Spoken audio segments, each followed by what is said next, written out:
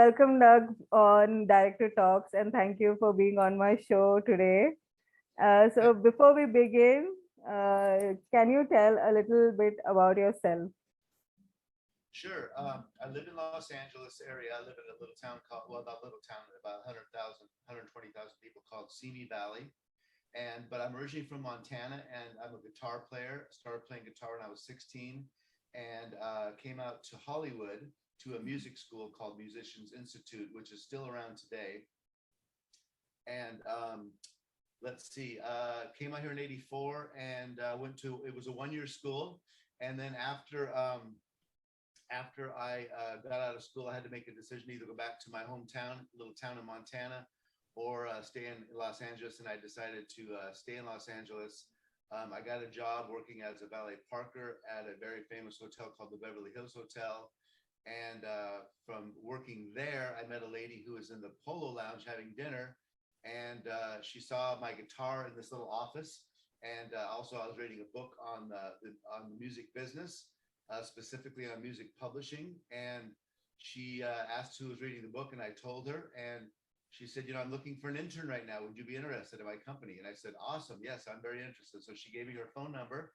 I called her the next day, and I got, she decided to bring me on, and I ended up working for her, for about a year or so as an intern, and then I ended up working with her full time for about 9 years. And that was a great opportunity for me to get my foot in the entertainment industry. She had a publishing company getting songs on people's records, not people's records, but working with all the record companies, Warner Brothers and Atlantic Records. And then she also had a management company, and she managed Eddie Murphy for all of his movie music and soundtracks, Irene Cara, and some other artists. So that's how I kind of got my start in the business, working with her. And I believe right now you have your own company, the Iron Mike Entertainment, and it has been licensing music and songs to Hollywood big shots. So, can you tell us more about that? Sure. So yeah, music publishing is kind of what I've learned, been doing for like the last 30 years. I learned that with Donna, the lady that brought me on at her company. And at the time when I was interning with her, she wasn't doing film and TV publishing, which, as I said, just getting songs on records. And then I had an opportunity where I met Jean-Claude Van Damme, who is a very famous actor. Back in I met him in probably 1988 or 89.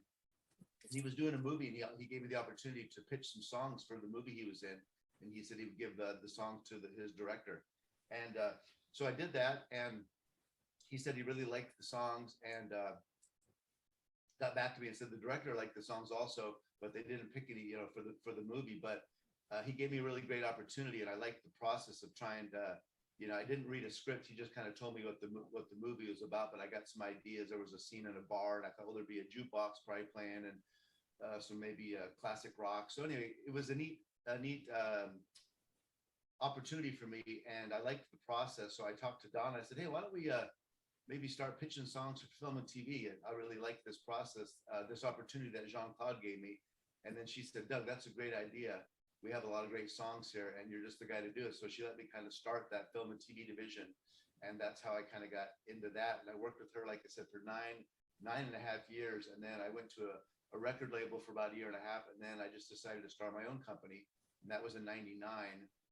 Called Kid Gloves Music. I had that for about 10 years, and I sold that, and then I've had Iron Mike since 2010. And that's one of the main thing I've done many years is plug in pitch and songs, film and TV projects. Right. So after that, you have also been producing and into filmmaking as well. So a little bit about that. Sure. So on the excuse me, on the music publishing side, as I said, it's always been music based, but in this case, film and TV projects.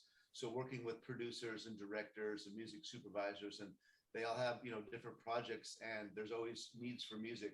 Source music, which is source music means that it's coming from a source. It's coming from a car radio. It's coming from a boom box. or maybe it could even be a live band, playing in a scene. So they always need music for that stuff. So I was pitching songs for source music a lot. There's also the score, which is what the composer writes. That's different than the source music. The composer usually writes the underscore, orchestral kind of score. The emotional stuff and the action adventure kind of stuff, but songs are called source music. And so that's kind of what I did. And so I was working with film and TV in the film and TV world from a music standpoint, and got to meet a lot of directors and producers, and kind of learned the process. I got to spend a lot of time on all the movie lots, Paramount and Disney and Warner Brothers and Universal, which was awesome for me because I loved old Hollywood. So it was neat to walk all those old movie lots and see where they made all those movies through the 30s, 40s, and 50s. And so I kind of got a yearning to start producing movies. At first, I started producing documentaries. And so that's kind of how I got into that. That was in 2005. And I did a movie called Mother of Normandy, which was about World War II. And I did a few other documentaries. And then I did do a movie about 2 years ago, which was called Big Life. And it actually had actors in it. And I was one of the producers. And so that's kind of how I got into the producing side, just being in the music side for a long time, wanted to try something new. Now coming to the main part of our discussion, and that is we are already in the most wonderful time of the year, and it's about your book. It's a wonderful time. So could you elaborate on how did you get the imagination and the idea to create this book on vintage Hollywood and a time travel series? And I would also like to ask, is Ivan actually you? The character is based on you? Yeah, that's a good question. No, the character's not based on me.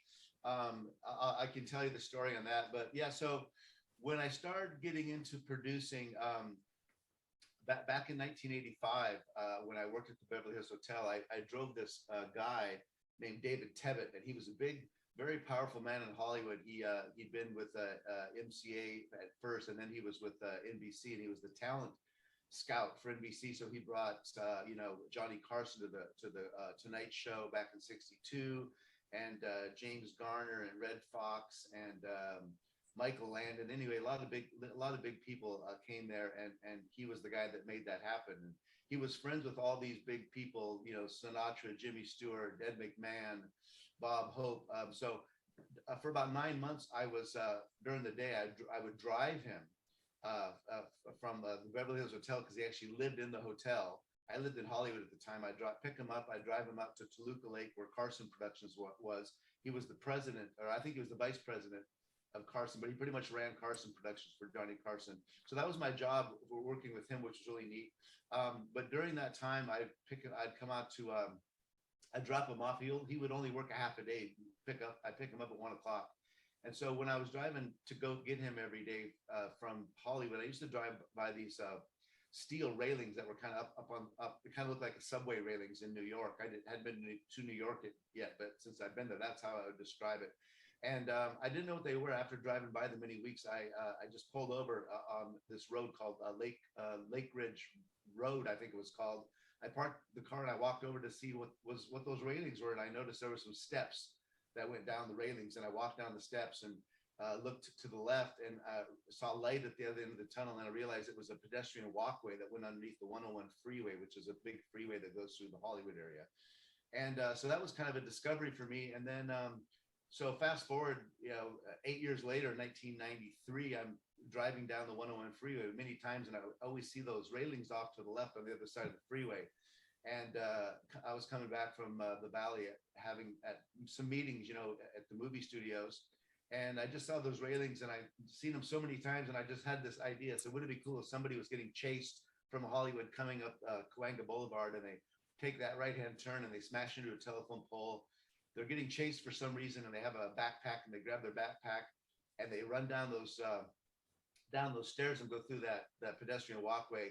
This is on a rainy lightning night, and some lightning comes down, hits those railings, and the guy goes through a time warp halfway through that tunnel, and he comes up in the direction he was going on the other side, and it's 1940s Hollywood. And so that's how I came up with the idea for the initial, which ended up being this book, that It's Wonderful Time book. But that's the initial idea. And so I got back to my office and I just wrote that down on some pieces of paper, which I would, anybody that's a writer, my advice is get it out of your head and onto paper. And then from paper, get it in a, open up a Word doc and get it in your computer so you never lose it. And so that's what I did. I wrote it down, maybe 10 pages. It wasn't that much, but I just was letting my imagination go. And then I put it in my computer, and then I got back to it a few weeks later, and then I had to get to your question, who's Evan West? I had to figure out what's this guy's name, and I thought he would be a young guy, maybe about 25 years old, and came up with he'd be working in Hollywood as a movie trailer editor, and I came up with the name Evan because in '93 I was thinking, well, if he was 25 years old, go back about 20 or 25 years, that'd be 1968. Then 1973, and I was thinking, back then there was the hippie movement here in California, a lot of the hippies, and I was thinking if his parents were hippies, they would probably call him Evan because that was a good hippie name for their kids, and I've always liked that name. I think it's a nice name, so that's how I came up with his name. I just called him Evan, and for his last name, I didn't really have an idea for the last name, but since he was working in Hollywood and on the West Coast, I thought I would call him Evan West, and but it's not me. He has a few traits of mine. That the fact that It's Wonderful Life is his favorite movie is my favorite movie, and also Jimmy Stewart being his favorite actor, and he loves the period of the 40s. So that's kind of about all I have given to him. But there's other things that are not me. But that's kind of this background. And so I ended up making that into a treatment, and then I made it in 2005 into a movie script and tried to get it made in Hollywood. Never got it made. Always got good response, but wasn't what they're looking for. And then about 2 years ago, I decided, I might never get the movie made because it was going to be about a $20 to $25 million movie. But I thought, I could actually make it into a novel for a lot less money. And I did a lot of research on, what it would take to do that. And so that's kind of the path I took. I ended up bringing a friend who was a really good screenwriter. His name was Reinhard Denke. And we co-wrote it together. We took it from the script, and we basically made it twice as long, and it was about ended up being about 85,000 words. And that's kind of the story of how it came from an idea in my brain, looking at this pedestrian walkway in 1985, and then 93, which is 28 years ago, and is finally out as a book this year. So you just never know. I think it's all about timing. You never know when something's going to get done, but that's kind of the story of how it is. It's a historical fiction time travel book. Since it's a historical fiction, so why in the 1940s? And specifically, It's a Wonderful Time, Jimmy Stewart movie. And what is the difference between the vintage Hollywood and the current Hollywood? Like, which do you like the most? Which era? Well, now I've never been in the 40s Hollywood, but I've watched a lot of those movies, or I've read a lot of books. I prefer that. Well, the difference I think now is back then, the movie studios, they were like, they were, how do you explain it? They were just, they just had, they were like factories, they were like Ford Motor Company, they had an assembly line. They were just pumping movies out like crazy. And they just had everything. They're like MGM was doing that, and I don't know. It was just a little different back then. Now they still pump out a lot of movies, but not the way they were doing it back then. I think that the time was a little more, at least in America. I don't know anywhere else in the world, but America, I think, was a little more. Our values were a lot better. Definitely not perfect by any means, but I just think the values, it was more of a family environment. Some of the movies were coming out were a lot better. So anyway, I've always loved that era. The 40s and the 50s was a great time. Back in before I think in the 1920s and then 30s, there was a lot of the movies coming out of Hollywood were very risque, sexual stuff and stuff like that. And they had a thing called the Hays Code, and they said, hey, we got to actually the Catholic Church and the Protestant Church came together, and they had offices in Hollywood, which was the first time that ever happened. And they were saying, we need to start seeing the scripts that you guys are putting out, because we need to put out good content, to produce good things in our families and our community. And so they were seeing the scripts, and like in It's Wonderful Life, they went through that script, and there was someone called somebody a jerk and they said, can't use the word jerk. And we laugh at that now with the way people talk, but back then, so I think during the 40s and 50s was a good era of the quality of movies that were coming out of Hollywood were really good. It's Wonderful Life being one of those. So the stuff coming out of Hollywood today is, I think, just the opposite. They do have some good family movies, but a lot of the stuff is very violent, and it's not the best stuff. It's not the best days. So that's Yeah, so you would say it's more like a holiday season movie. If you will make it, it's a wonderful time. Oh, say that again. I'm sorry, I didn't hear you. I'm what I mean to say is it's a wonderful time. It would actually be a holiday season movie, like those Hallmark movies. Am I Yes. right? Yeah, you're right. Yeah. Yes, it's very much like a Hallmark movie, except most Hallmark movies are very, very happy, Romantic. Yeah. romantic and happy, kind of the same plot line every time, just Yeah. different. I think, excuse me, I think It's Wonderful Life. A lot of people think of it as a Christmas movie, but it's not really a Christmas movie. It takes place during Christmas time, but it's actually kind of a dark movie because Jimmy Stewart's character George Burley, his uncle loses this $8,000 and he can't find it, and he's really in despair, and he's thinking about jumping off a bridge and committing suicide. So it's kind of dark and deals with discouragement, despair. The poor guy's been wanting to travel all his life, and he just gets stuck in this little town. I'm not sure if you've seen the movie, but it's a great movie. But at the end of the movie, it's just got one of the best endings ever. It's very happy, and it's just a lot of people's favorite movie. So, yeah. So while researching for It's a Wonderful Time, what are the amazing facts that you came upon? I'm sorry. Say that again. I couldn't hear you. What are the amazing facts that you came upon while researching for this book? Like, Oh yeah. Well, one of the one of the neat things about the book. I'm just going to get a cup of coffee here. Get a drink for my throat. yeah. One of the neat things about It's Wonderful Life is a lot of people maybe know this, and some people maybe don't. But the original idea came from a short story. There's a guy named Philip Van Doren who, back in 1938, he said he got the idea. He was shaving one morning, and while he was shaving, he got this idea, and he said he got it from start to finish. And it was about a guy. The story of it's a little different in the movie, but basically a guy who had a chance to see what his life would have been would have been like, what life would have been like if he had never been born, and the effect that he'd have on other people's lives, whether good or bad. And he got the idea, and he sat down and he typed out a little 2-page outline. I can kind of relate to his story because that's exactly what I did. I got this idea, I wrote it out. He typed it out, and then he said he put it away for a few weeks, and then he brought it out again, and he worked on it a little more, and he wasn't happy with it. And then I think again he brought it out, and he decided to make it during Christmas time, and then he put it away for another year. And then he said in 43, he actually was a writer himself, and in 43 he decided that, you know what, I'm going to put this out as a Christmas card, this story. So he went and he made 200 pamphlets, 24-page pamphlets, not just like a single Christmas card. It was a pamphlet with 24 pages, used his own money, and he sent that out to friends as a Christmas card. And it was the short story, and it was called The Greatest Gift. And one of his agent, they were going to try to get it put in the magazines like the Saturday Evening Post, but none of the magazines wanted it. They passed on it because they weren't really into fantasy kind of stuff. So when he sent out the Christmas cards, his agent in Hollywood said, "Hey, this is a really good story. Can I send this to the movie studios?" And he said, "Sure, that'd be awesome."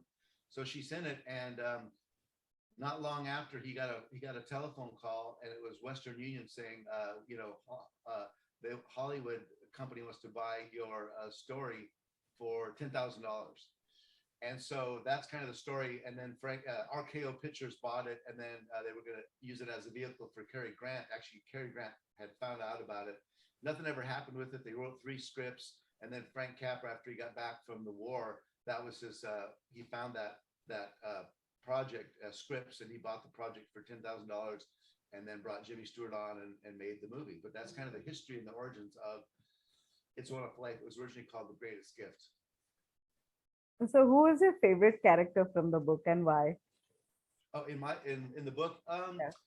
very good question. So, well, I would have to say probably Evan, the lead, but there's a girl named Dorothy in it who is from 1946 that he meets as his love interest. And I really like her character because when Reinhard and I, well, when George and I originally wrote the script, we wanted to make Dorothy, she's a widow because she's only 23 years old in the book, in the script and the book. And she lost her husband in the war during World War II. And she has a little 5-year-old boy.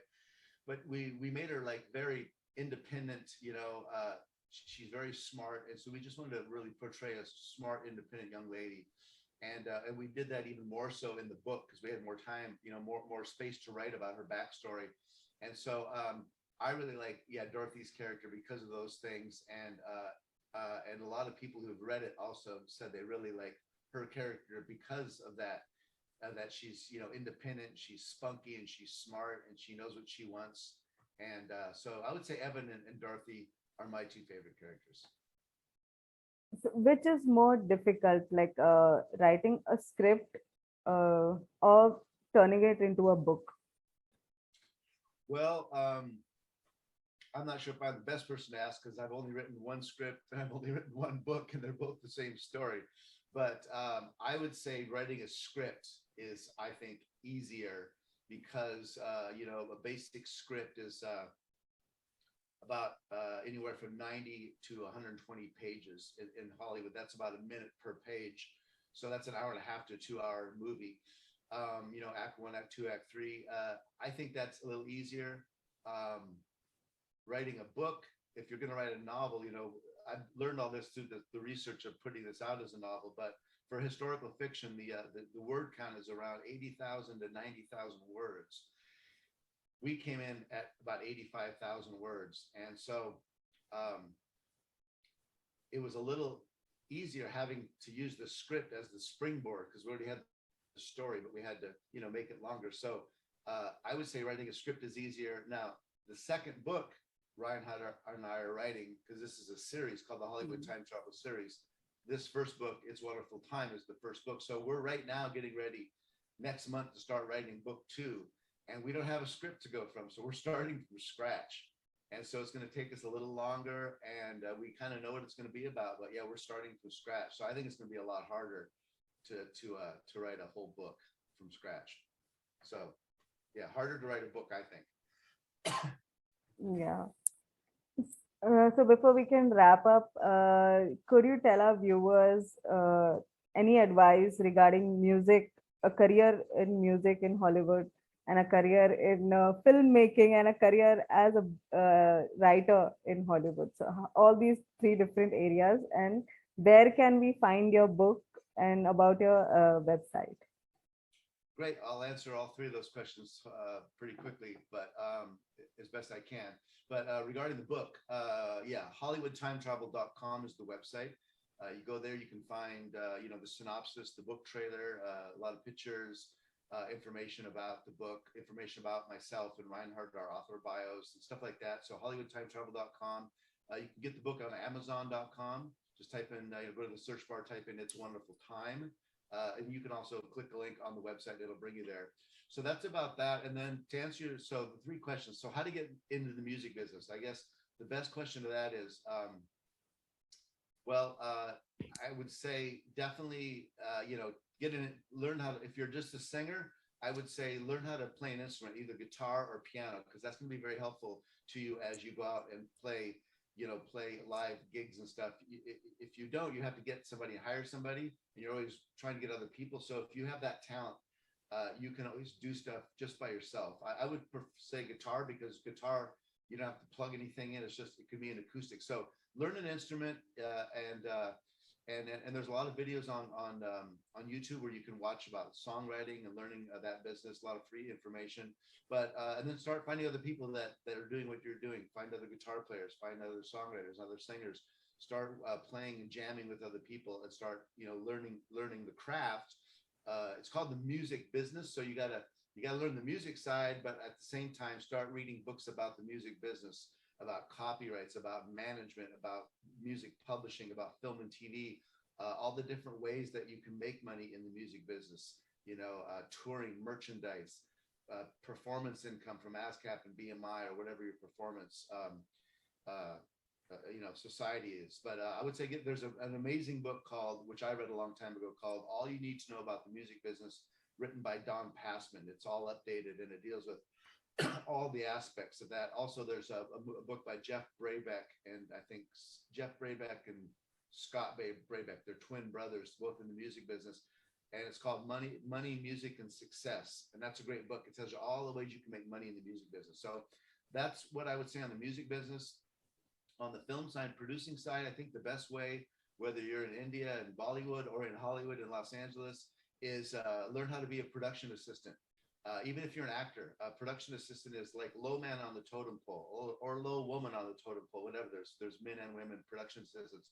That's just getting in on the ground floor, working on a music video, working on a TV show or a film.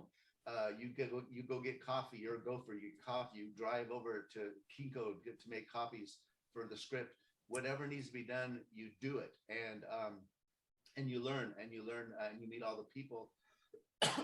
when you're a PA, you meet everybody that's on the set.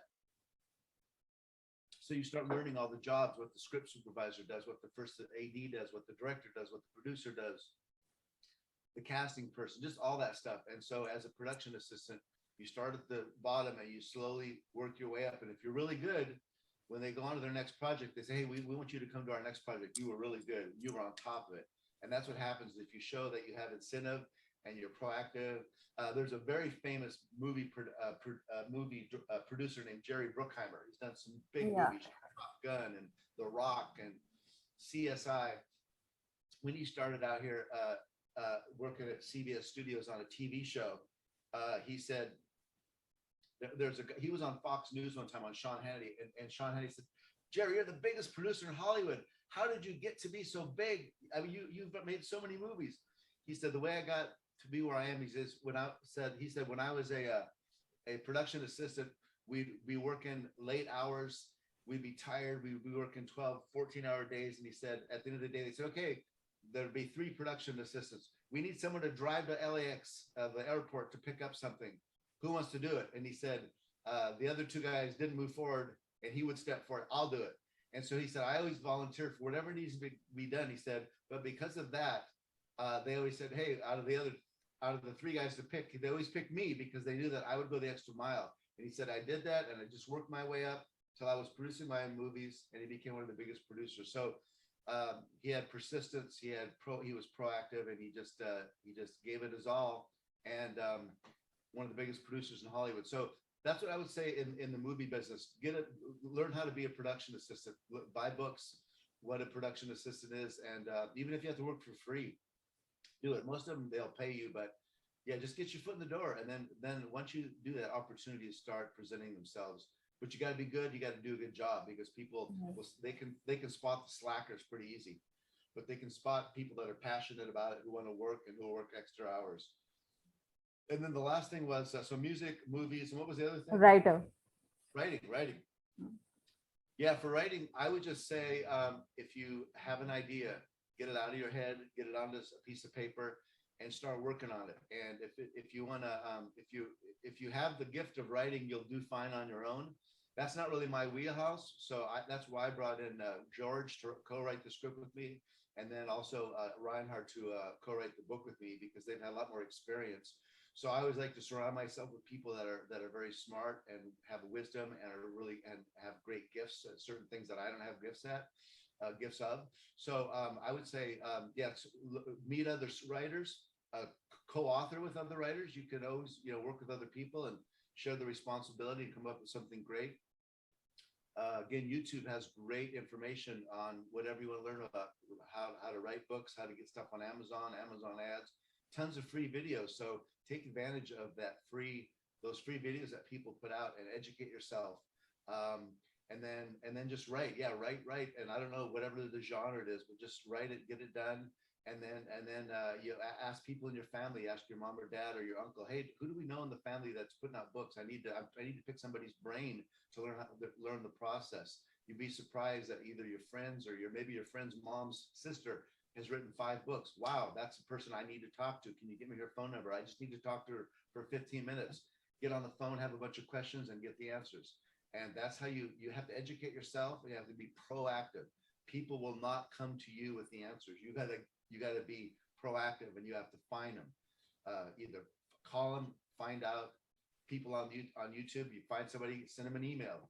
Hey, could we can you spend some time on the phone with me, or maybe they'll respond to your email. But just be proactive. The more stuff you put out there, things will come back. So that's what those are my advice on those three different areas in the entertainment industry. All right. Thank you so much, Doug, for being on my show, Director Talk. And I wish you all the best for your future endeavors and the series. It's a wonderful time. Thank you once again for being on my show. Thanks again for having me. I appreciate it. Thank you so much. Have a great day.